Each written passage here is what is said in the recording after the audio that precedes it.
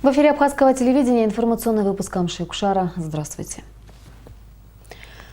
Президент Республики Абхазия Рауль Хаджимба посетил детский оздоровительный лагерь «Авепща», организованный Министерством образования и науки совместно с Фондом социального страхования и охраны труда на территории Рицинского реликтового национального парка.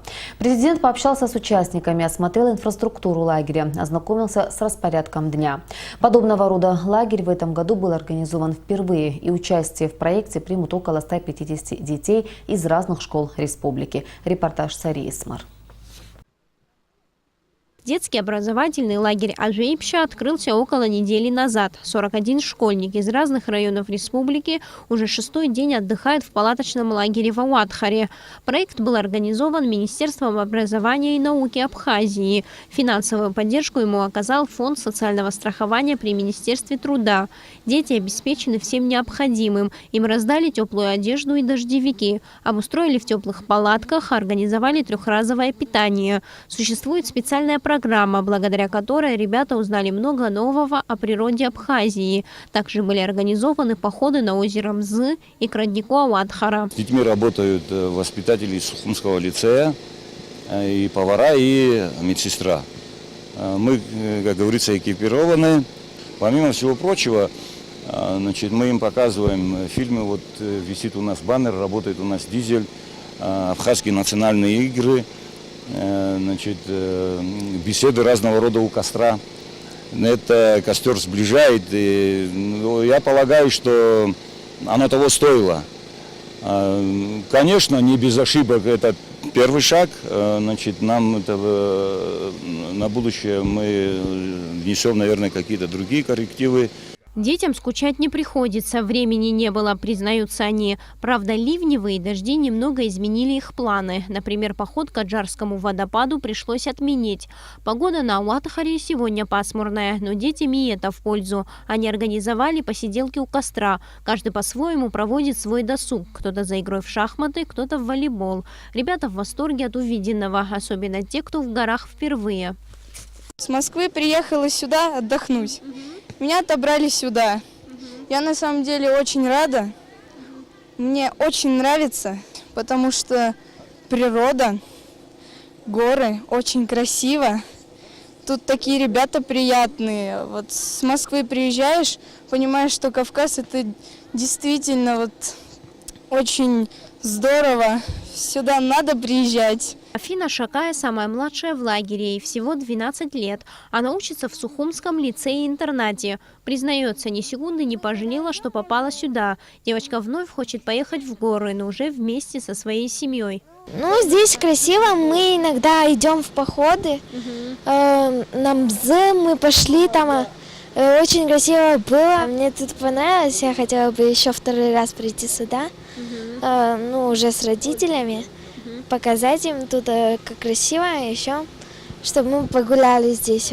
Детский образовательный лагерь «Авепща» сегодня посетил Рауль Хаджимба. Президент лично пообщался с ребятами, увидел, в каких условиях они отдыхают, и даже сыграл с ними в волейбол. Глава государства отметил, что проектов подобного рода должно быть намного больше. Это дает возможность узнать о своей стране больше. В этих коллективах, наверное, все-таки возникают те основы дружбы, взаимоотношений людей, маленьких людей, больших наших, тех, кто их сопровождает. И зарождаются чувства дружбы. И, наверное, знания о нашей стране, которые даются им здесь, они непосредственно видят это на месте. Видят природу, видят то, что их окружает. Здесь говорят об экологии, здесь говорят о проблемах нашей страны. Так, чтобы это было доступно для осознания, как говорится, этих подрастающих ребят. В лагере «Авепща» отдыхают сегодня победители, участники различных олимпиад и спартакиад. Но уже завтра эта группа ребят поедет домой, а на смену им приедет другая. Первую партию мы в основном укомплектовали из числа участников спартакиады, дети уже физически подготовленные. Создали максимальные условия. Тут видите, и генератор стоит, воду постоянно получают, есть душевая кабина. Все условия мы создали. Кухня у нас, вот сами дети довольны, говорят, что очень вкусно готовят. Детский образовательный лагерь завершает свою работу 18 августа. До его закрытия планируется привезти на отдых еще около 100 детей, в основном из многодетных семей. Сария Смыр, Алексей Агухава, Абхазское телевидение. В кабинете министров Республики Абхазия под председательством главы правительства Геннадия Гагулия прошло совещание рабочей группы по вопросу рационального использования лесных ресурсов, их охраны и воспроизводства, повышения экологического и ресурсного потенциала лесов Абхазии.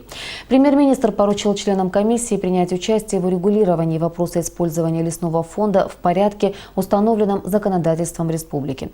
Также членам рабочей группы поручено пересмотреть механизм отпуска лесной продукции и принцип работы контрольно-пропускного пункта в Кадорском ущелье с целью предотвращения бесконтрольной вырубки леса.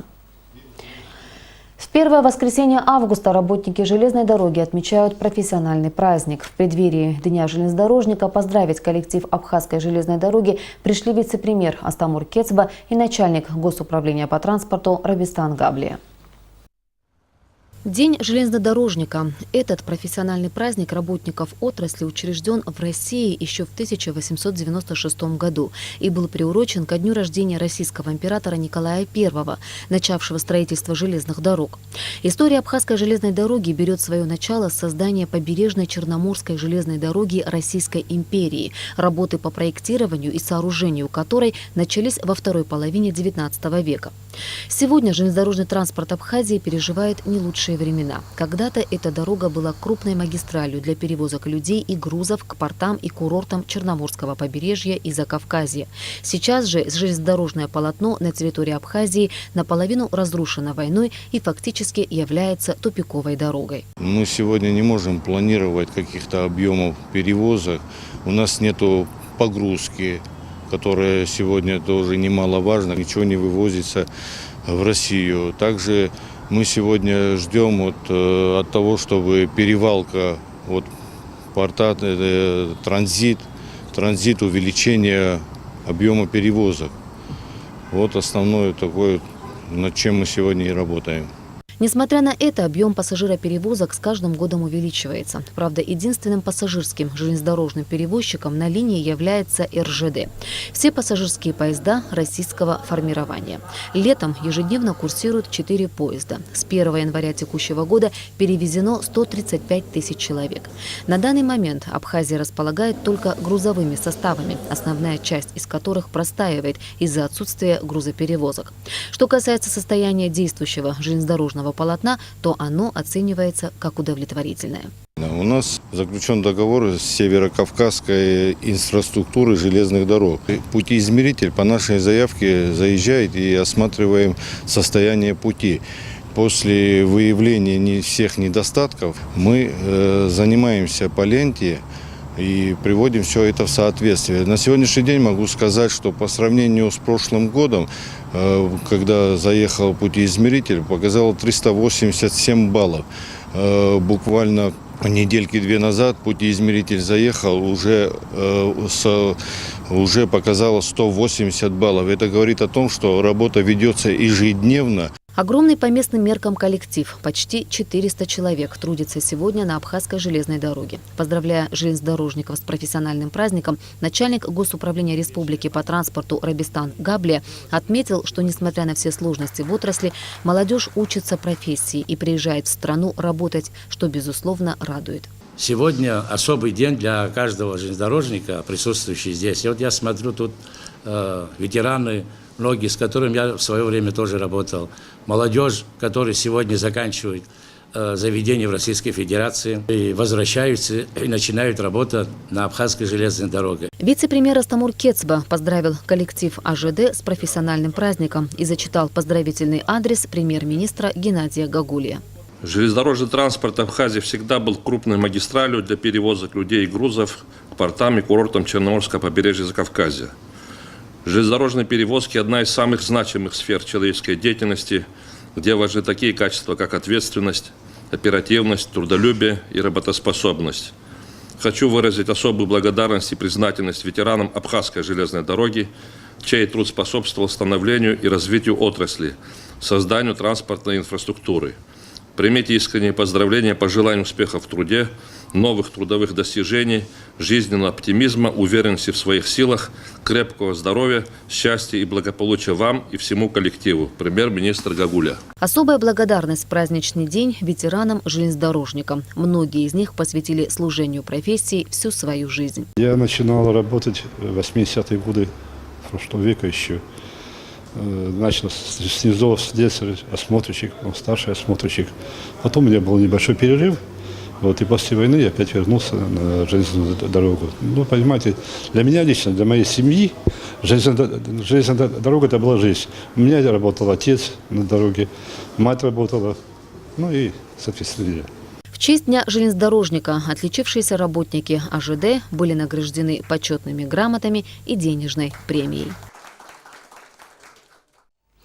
В администрации города Сочи состоялась рабочая встреча вице-премьера Республики Абхазия Астамура Кецба и мэра Сочи Анатолия Пахомова, сообщает пресс-служба правительства Абхазии. На встрече также присутствовал заместитель министра по курортам и туризму Абхазии Астамыр Ахба.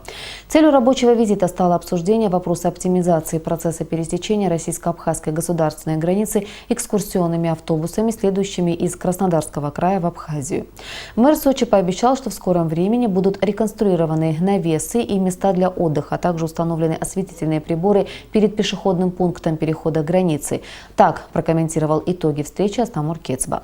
По словам вице-премьера, до 30 августа состоится расширенное совещание в администрации Сочи с целью разработки перспективного плана усовершенствования контрольно-пропускных пунктов на российско-абхазской границе и прилегающей к ним территории. Благотворительный фонд «Абхазия» продолжает акцию, в рамках которой через аукцион реализуются так называемые красивые автомобильные номера. На вырученные средства сделано уже немало. 20 школ Абхазии оснащены компьютерной техникой. Кроме того, фонд оказывает поддержку и государственным организациям республики. Так, Министерству внутренних дел Абхазии передано 8 компьютеров и принтер. В конце прошлого года благотворительный фонд «Абхазия» при поддержке Кабинета министров, депутатов Народного собрания, МВД и Управления ГАИ запустил акцию по продаже так называемых красивых госномерных знаков, вырученные средства от которой пошли на оснащение школ страны и на другие благотворительные цели. Первоначально планировали охватить только общеобразовательные школы Абхазии, но у фонда появилась возможность помочь и государственным учреждениям страны в приобретении необходимой для работы техники. Сегодня такая помощь адресована самому МВД. Мы видим наглядно, какую работу проводит данный фонд. И также сегодня они приехали к нам, привезли 8 компьютеров с принтерами, со всеми, полностью упакованная аппаратура для материально-технического обеспечения МВД. Ну, конечно, в свою очередь, хочется мне только поблагодарить их, сказать огромное спасибо за ту работу, которую они сегодня проводят. И хочется поблагодарить президента республики за то, что пошел на такой непростой шаг, откликнулся на нашу просьбу, откликнулся на просьбу этой организации, которая на сегодняшний день оказывает такую благотворительную помощь всем, кто нуждается в этом. Кроме оснащения компьютерной техникой, благотворительный фонд Абхазии оказывает и другую помощь. Например, в селе Пакуащ завершается строительство спортивной площадки, а 4 семьи погорельцев из разных сел получили необходимые материалы для строительства домов. Практически на стадии завершения находится мини-футбольное поле в селе Пакуащ. Мы оказали 4 семьям, очень остро нуждающимся, услугу в виде строительных материалов. Также сейчас занимаемся освещением части улицы в селе Моква. Будем также освещать мемориальный памятник погибшим в Ачамчирском районе. В селе Меркула будем где-то около 200 метров делать освещение. Что касается оргтехники, мы на сегодняшний день пока смогли оказать помощь Министерству внутренних дел в виде 8 компьютеров, принтера. А также мы им продолжим, мы их доукомплектуем. В общей сложности Министерству внутренних дел передадим 25 компьютеров, 5 принтеров, это МФУшки, это принтер, ксерокс-сканер в одном виде. Также службе государственной безопасности и Министерству иностранных дел тоже передали На наш взгляд, мы считаем это очень важным. Общество должно помогать им, потому что это гарант нашей безопасности. По словам учредителей фонда, номерных знаков реализовано на сумму около 2 миллионов рублей. До конца года благотворительный фонд Абхазия планирует подарить компьютеры еще 10 школам республики, а среднюю школу в селе Ишера оснастят оргтехникой до 30 сентября. В Центральном выставочном зале столицы открылась персональная выставка работ молодой художницы Дианы Хинтба. Ценителям современного абхазского искусства представлена живопись, графика, работы в технике акварели. Всего более 60 работ. Саид Джарсалия побывал на открытии выставки. Имя художницы Дианы Хинтба давно знакомо ценителям живописи. Это уже 3-я по счету персональная выставка ее работ, что, как отметили посетители выставки, является свидетельством возросшего профессионального мастерства Дианы Хинтба. Персональная выставка молодого художника, и это всегда радует. И, конечно, традиции Сухумской школы живописи, они здесь очень видны. И хочется Диане пожелать, чтобы все-таки география ее выставок, она была больше, шире. Я уверена, что ее работы, они получат такую хорошую обратную связь и своих зрителей завоюют далеко за пределами Абхазии. Диана Хинтба не училась рисованию профессионально, но уже с детства ее картины отличались от работ сверстников. Заниматься живописью она начала в студии сухумского художника-авангардиста Евгения Котлярова, и это стало стартом в ее творческом пути. Также Диана Хинтба проходила обучение в Университете искусств в Лондоне. Кроме того, художница набиралась опыта и в студии Батала Джапуа, по мнению которого работы Дианы отражают ее яркую личность. Выучившись художественным приемам рисования маслом, акварелью и графикой, она освободилась от каких-то рамок и может полностью выражать свои чувства, отметил он. У нее вот эти акварели, масляные живописи или даже графика, она все построена на абсолютном позитиве. Это светлые, очень радостные картины, ощущение, как будто она вот что-то приобрела, умиротворение, это, видимо, дом родной, родные, близкие, родина. Все это отражается очень четко на ее работах. Нет практически ни одной какой-то такой затаенной темы. Все открыто. В экспозиции выставки представлены более 60 работ, написанные маслом, акварелью и графикой. Они создавались художницей на протяжении полугода. В основном на этой выставке тематика старого Сухума, какие-то фрагменты Сухума, а также есть в акварели работы по каким-то литературным произведениям. Вдохновение это, как бы не банально звучало, это природа Абхазии, вообще архитектура Абхазии. То есть вот эти все улочки, которые знакомы, то есть с младенчества, все это отпечаталось, видимо, на сознании как-то и постепенно выходит наружу. Работы художницы – это игра яркими красками с применением художественного приема белых разделяющих линий, которые излучают ощущение радости и света, говорит искусствовед и галерист Елена Лабахова. Мы видим то, как Диана выросла. То есть мы имели отношение к ее первым выставкам, видели, когда она начинала работать в студии Котлярова, как это ей нравилось. Любовь к живописи всегда у нее была, и где бы она ни находилась, она всегда старалась работать, старалась развивать свои способности и свой интерес к творчеству. Мы видим, как кажется, очень простые вещи: дома, улицы, пейзажи. И в этой упрощенности, в этой обобщенности образов видно глубина постижения самого предмета и того мира, который нас окружает. Диана Хинтба живет и работает в Сухуме. Ее картины находятся в частных коллекциях как в нашей стране, так и за рубежом. В Англии, Исландии, России, Шотландии, Хорватии, Сербии, Кении и других странах. Персональная выставка Дианы Хинтба будет открыта до 8 августа, и все желающие могут насладиться творчеством художника. Саид Джарсалия, Саида Гухава, Абхазское телевидение. На территории крепости Абаата в Гагре планируется создание музея «Абхазский ГУЛАГ Абаата», посвященного жертвам политических репрессий. Об этом сообщается на сайте администрации Гагрского района. Как говорится в сообщении, организована специальная комиссия, которая занимается созданием музея. По ее инициативе не раз проводились марафоны по сбору средств на реализацию проекта. На счете в Гагробанке на эти цели уже собрано 237 тысяч рублей. Кроме того, члены комиссии направили в Министерство культуры и охраны историко-культурного наследия Абхазии проект музея, подготовленный архитектором Игорем Смыр. Предлагается расположить музей в здании, когда-то принадлежавшем принцу Ольденбургскому, а в 1937 году переданном в ведение НКВД. Именно здесь в период сталинских репрессий погибло большое количество людей.